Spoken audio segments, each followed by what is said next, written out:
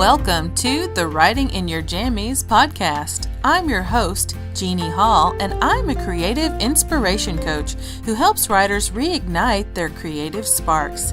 This podcast is here to help you knock down any barriers that stand between you and your dreams. You can do it. Join me.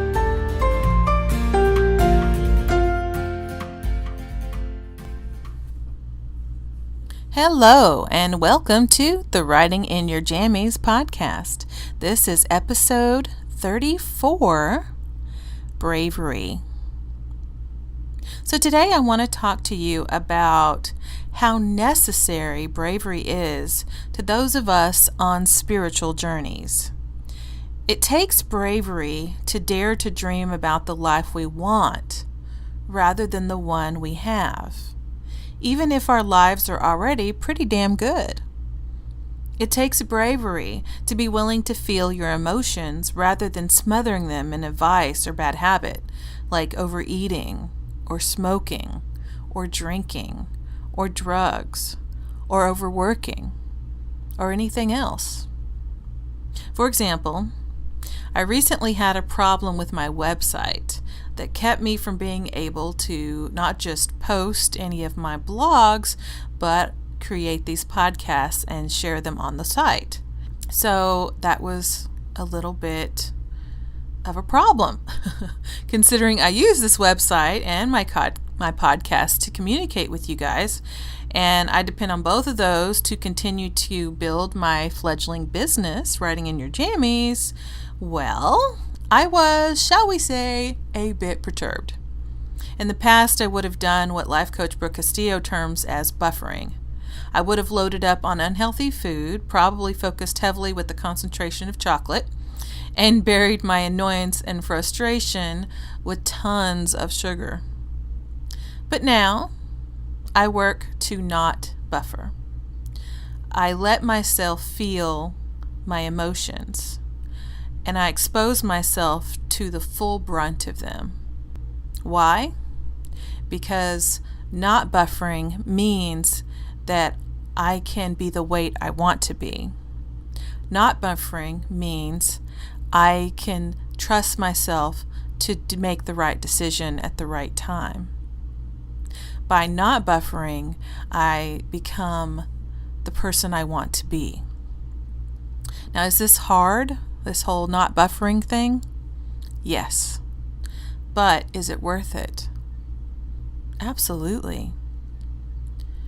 And what I've discovered by letting myself really feel these emotions, uncomfortable though they are, there's no denying that, is that feeling these emotions is way more doable than I once thought. I think most of us fear feeling fear. We fear feeling all those negative emotions. They scare us. And to not feel bad, we will do so many things to ourselves to avoid them. But if you let yourself just experience them and you don't fight it and you don't resist it, it's amazing how well you'll be able to tolerate them. So I discovered that I can experience any of these negative emotions and completely survive and be fine. I realized feeling any emotion, even a yucky one, is okay. And I'll live. I'll be perfectly fine because I'm fully capable of that. Oh, my kitty's in the background again singing to us. Sorry about that. And every time I choose to experience whatever emotion it is, rather than drown it with food, I always feel better afterwards, like stronger and more confident in myself and my decisions and my abilities, because it's really powerful being able to feel pride in yourself, to feel proud of a decision that you made, an action that you took. And by not giving in to avoiding those emotions and just letting myself feel it and go through it, it also passes pretty quickly. Because like today I was really annoyed and frustrated and came into the living room in a little fit of temper and, my husband's like, boy, what's wrong with you? Why are you so bitchy, right? And I just let myself feel it. I didn't fight it. And the cool thing is, after just a few minutes, those feelings pretty much dissipated into nothing. And I started talking to myself like, all right, look, there's a way to fix this. You can't figure it out. It's very frustrating.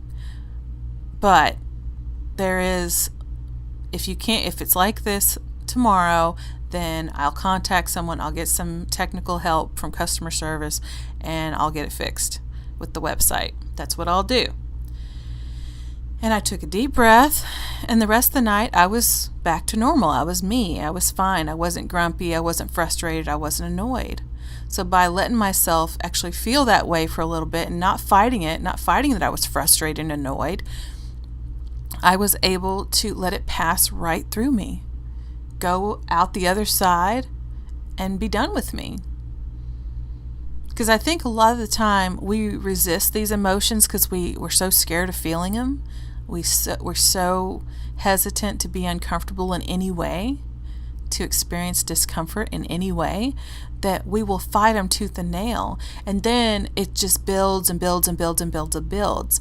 And then it's so much worse, because resisting something like that actually makes the emotion 10 times worse than it would have been.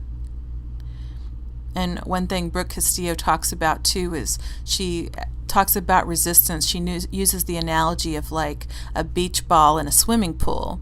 If you have the beach ball and you push it under the water with your arms and push it all the way under, it gets to where it's really, really, really hard to push that against gravity and against all that pressure underwater. It gets really hard to hold it there. And when you let it go, it's going to explode out of the water, That's what happens. But if you just have the beach ball and it's just sitting on the surface of the water, it's just very calm and placid and serene. And that's the analogy she uses all the time, talking about resistance. So don't fight. If you can get to where you don't fight your emotions, it'll be much more like that beach ball sitting on the top of the pool in the water instead of being underneath and exploding. And it's a very powerful thing. So yes, you'll feel that negativity. You'll feel that negative emotion. But it'll go through you and it'll leave you. And then it'll be over, right? And it's gone. And you survived it just fine. And you didn't have to partake in any of those negative, bad habits. You didn't have to go have a cigarette or a joint. You didn't have to go drink a bottle of wine or several shots of some hard liquor or a bunch of beer or whatever. You didn't have to do any of those things. Or in my case, you didn't have to scarf down a whole bunch of food that you don't need and aren't even hungry for. We all have our vices and our buffers. So it's very possible to do. And I encourage you to give that a try next time you have an emotion that feels a little bit more yucky. Try just letting yourself feel it and letting it, and then releasing it. Just let it go. I'm really proud of myself for discovering that I could handle it that well, that I could be just a little grumpy for a couple minutes and then I could release it and it was gone. And because I did that today, I know that the next time I feel stressed or upset or any other negative emotion, I'll be able to weather that emotional storm without indulging in eating a whole bunch of crap and without doing anything else negative. Right? The worst thing I did was just be a little quiet and a little bit grumpy, My husband's like, what's wrong? It's like, stupid website won't work.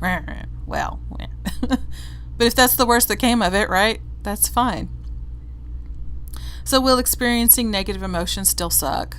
Probably. I'm sure it will, especially if it's a really negative emotion. But you know what sucks even more?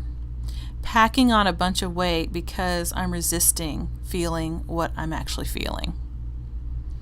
So just remember that next time you have a negative emotion pop up for you, try not to resist it and make it worse than it already is. Because if you're like me and you let yourself feel whatever it is and you release it, you'll realize you're way stronger than you actually realized. And it's a pretty extraordinary realization to make. Bravery is also one of those things that's necessary when it comes to setting goals and committing to keeping them. So here we are at the very beginning as I record this. It's January 2018. We just had New Year's, and to make or keep, especially to keep resolutions that we made or just goals that we've set, and really follow through with those goals and keep them and be realistic, but also dreaming big at the same time. It takes bravery to do that. It really does. And our bravery can be loud and bold. It can be really out there. It can be the no guts, no glory kind. Or bravery can be the more quiet and more subtle kind, like keeping that promise to ourselves about not overeating at dinner tonight. Just something like that. That's brave too. It could be committing to walk a quarter mile every day so that we'll later be able to walk longer distances. We'll be fit enough to do so. Or maybe we'll be able to jog those distances. Or maybe we'll even be able to run those distances. Part of growing and evolving is about bravery. In fact, bravery is pretty much a prerequisite to that. And often, bravery means taking action too. So the important thing about the actions we take is that we're in a good vibrational place, a good frame of mind when we take them. We need to feel good before we actually act. And then it really takes bravery to trust in ourselves enough to go ahead and complete whatever action that is. Because this is the truth. Our minds are going to make us second guess ourselves. That's their purpose. When we get ready to do something, our brains will scream at us to stop if it's new. If it's new and your brain thinks it's scary, it's going to stop. It's going to try and stop you. It's going to try and scream at you. Go back, just retreat, just give up, just no. Stay where you are. And it's because to our brains, life is risky and dangerous, especially if it's anything new or unknown, which of course there's going to be. Most of life is unknown, depending on how old you are. Even if you're elderly, still most of life is unknown. There's tons and tons and tons of things. Even if you've really gone out and grabbed life and done as much as you possibly can, there's just so much this world has to offer that there's still a vast, huge part of it that you haven't experienced yet. So your brain automatically tries to stop you because it thinks anything and everything we do is going to make us die. Even if it's just eating some kale instead of having dessert, So new things are going to feel unfamiliar and scary because our minds are still very primitive. And it's really not our mind's fault. Our brain developed during a time when our survival depended on hiding and staying in the confines of safety at all times. It really did. We still have that same brain. And if you don't work on your brain and you don't work on your mind and on changing your beliefs to more positive beliefs and being open to newer things, then what you're going to have is that original programming. And you're going to have to fight against it every time you try something new. Your brain's going to scream at you, don't do that, you're going to die. Because back then, caution was the better part of valor. You always did what you knew because you knew you don't go to that field, you don't go on the left side, you go on the right side because that's what you've always done. So I'm going to do that because every time I've done that, I've lived. There are no bears on that side, right? But now, our sweet and simplistic brains are reacting to every new idea and every new concept we come into contact with, the same way it once reacted to that bear or that lion roaring outside of our cave. It warns us to stay put. It wants us to maintain the status quo because it feels like that's safe, even if it's not, quite frankly. And even if safe means we don't ever get what we want, not really. Even if that safety means we don't achieve any goals we've ever had. Even if that safety means we never get to follow our own dreams. We stay in that job we don't enjoy. We stay in a relationship that leaves us unhappy. We continue a bad habit we full well know will kill us earlier than necessary. I mean, education's a thing, right? We all know what those vices do. We know what drinking heavily does to the body. We know what smoking does to the body. We know what obesity does to the body. And yet, many, many, many of us continue in that habit. And if someone questions us, we tend to either get defensive and say, I'm just fine. I don't have a problem. Or we'll say, I've tried. I can't quit. I've tried. Or I can't get motivated. I've tried. I can't lose weight. My body just doesn't work that way. Or, I can't quit smoking. It's too hard. And the nicotine patches don't work for me. Or whatever excuse it is. And we all know it's an excuse deep down. We know that. But we continue it anyway because our primitive brains, that's what it already knows. That's what your life has been up till this point. And we have to teach our brains that we know better. Our spiritual selves are full of wisdom. Our bodies are full of wisdom. Our bodies know when they're full and when they react. I mean, think about, if you're a smoker, for example, think about the first time you tried a cigarette. It probably made you nauseous. That's usually what happens because you're inhaling poisonous toxin into your system. A lot of people have that reaction with alcohol as well. It tastes horrible the first time you have it, especially certain kinds. And the reason is because it's not what your body wants. And maybe it didn't. Maybe it didn't taste bad to you. But any of us who have struggled with obesity can tell you, look, having a body that's 70 or more pounds overweight feels shitty.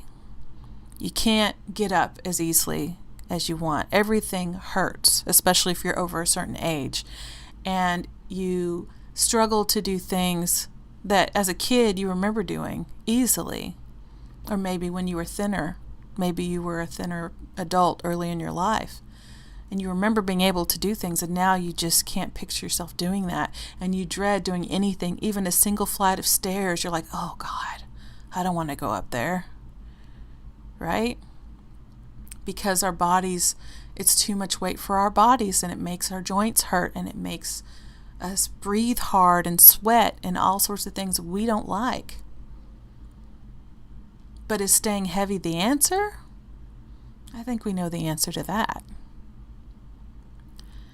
But we can teach our brains to be braver.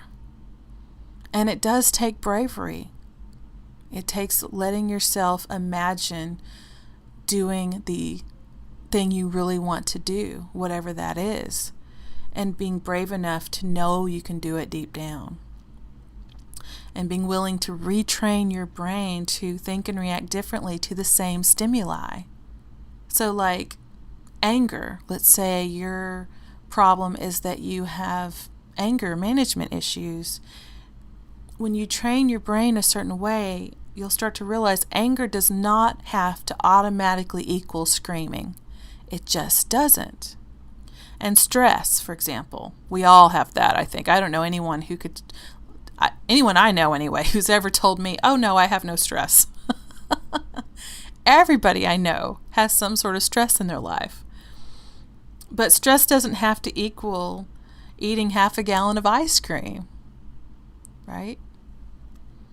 Fear doesn't have to equal staying at home in our sweatpants when we could have gone out on what promised to be a really cool date.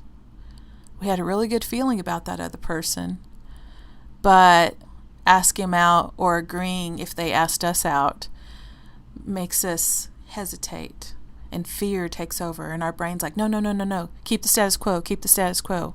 Don't do anything risky. Even if that might be your soulmate.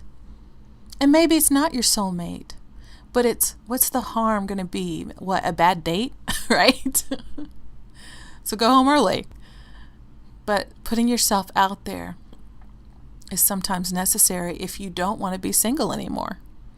If you want that love in your life, it may be what that takes. Bravery. And the more often you use bravery, the easier it is for your brain to start accepting that those are the decisions that you make on a regular basis. And eventually doing the braver and the more courageous thing will feel better. And you won't have all that resistance because your brain has been retrained. It'll feel more natural than not being brave does if you retrain your brain, right? Can you do that? Sure. So what is one small way you can be braver in your own life? Anyone who shares in the comments will be given my Defining Your Dream cheat sheet just for fun. I'd love for you to sign up on my newsletter that I finally have up and running correctly. I was having some technical issues with that as well. It's been one of those kind of weeks. But if you like getting positivity and inspiration in your inbox, definitely go to my website and subscribe and get the Writing in Your Jammies newsletter. And I'd be happy to give you the cheat sheet though, either way. So be a little bit brave, share what you want to be brave, how you want to be brave in your own life, and have a great day, week, month, and new year. Bye-bye. Thanks so much for listening to the Writing in Your Jammies podcast. I appreciate every download and every person who has subscribed. I release new episodes every Wednesday and Saturday, so if you enjoy this content, please consider leaving a review. The more reviews fledgling shows like mine receive, the more visible it becomes on the various podcast stations. Each review helps, so if you enjoy what I've been sharing, please help others find this show by leaving a brief review. Thanks again for listening.